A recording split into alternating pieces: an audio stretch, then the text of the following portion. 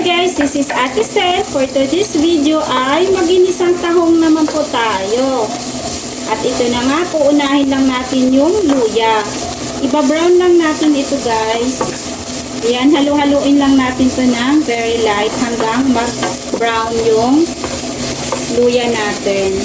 Mas maraming luya, mas masarap para maalis yung lansa ng tahong.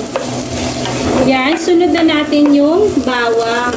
Hintayin lang natin mag-brown yung bawang. Then, sunod na natin yung sibuyas. Palalambutin lang natin ng very light. Ayan, halo-halo lang.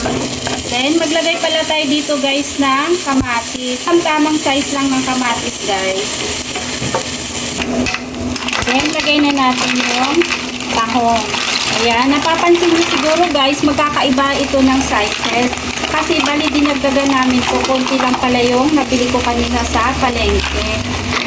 Ayan, haluin lang natin guys. Ito toast lang natin siya. Medyo maliit pala yung lutuan ko, pero carry na yan. Bali hindi na pala tayo dito magdadagdag guys ng tubig. Kasi kusa naman itong nagtutubig. Pero nasa inyo na po yan kung gusto nyo po ng medyo mas madaming sabaw. Pwede kayong mag-add ng water. Haluin lang natin mabuti. Then, season natin ng paminta powder. At maglagay tayo dito guys ng chicken cubes. Then, haluin lang natin ng konti para makombine yung nilagay nating pampalasa. Ito natin yung siling haba, pandagdag flavor at bango. Then, tatakpan lang natin to guys ng ilang minuto.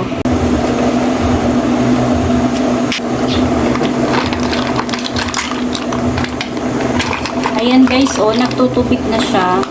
At mabilis lang din naman po maluto, kaya ilang minuto na lang din ay okay na po ito.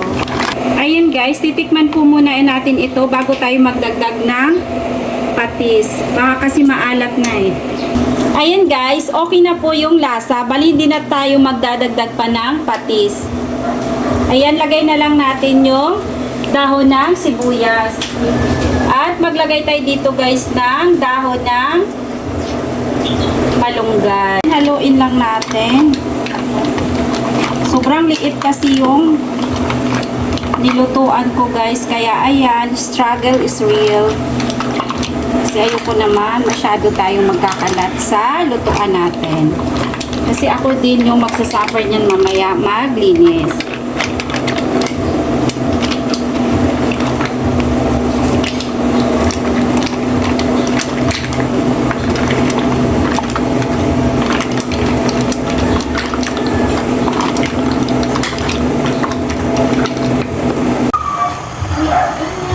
And that's it. This is Ate Sel. Thank you for watching. And guys, please don't forget to comment, like, and share. Bye! Ingat!